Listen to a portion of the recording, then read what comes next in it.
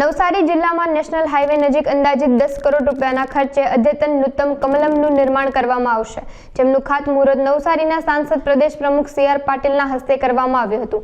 આ અદ્યતન નૂતન કમલમ લોકો માટે અને કાર્યકર્તાઓ માટે નવી સુવિધા ઊભી કરવામાં આવશે।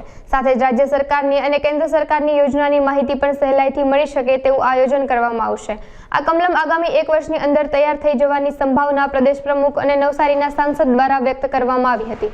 આ ખાતમુહૂર્ત પ્રસંગમાં નવસારીના ધારાસભ્ય રાકેશ દેસાઈ અને જલાલપોરના ધારાસભ્ય RC પટેલ સહિત ભાજપના સંગઠનના અનેક નેતાઓ ઉપસ્થિત રહ્યા હતા।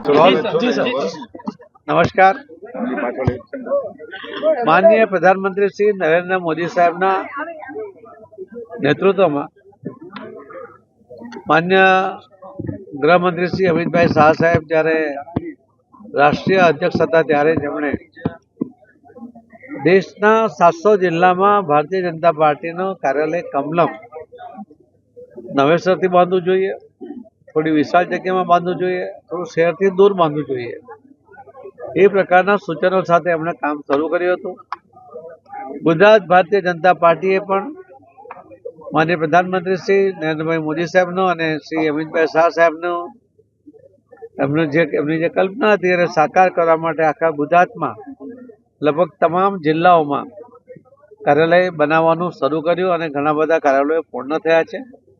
નવસારીમાં માન્ય શ્રી મંગુભાઈ પટેલ જ્યારે અહીંયા કેબિનેટ મંત્રી હતા ત્યારે જ એમણે કાર્યાલયનું નિર્માણ કર્યું હતું, પણ હવે જે રીતે શહેરનો અને પાર્ટીનો વિકાસ થયો છે તે જોતા થોડા મોટી જગ્યામાં લોકોની સુવિધા માટે કાર્યાલયની આવશ્યકતા હતી। આજે લોકોના સહકાર સાથે ભાઈ શ્રી અમિતભાઈ શ્રી અજીતભાઈના પણ એમાં જે મદદ મળી છે એના કારણે આ કાર્યાલયની જગ્યા લેવામાં અમને અનુકૂળતા થઈ છે। આજે એનું ખાતમુહૂર્ત કર્યું છે અને લગભગ 8 મહિનાથી 1 વર્ષની અંદર આ કામ પૂર્ણ થાય એના માટેના અમે પ્રયત્ન કરવાના છે।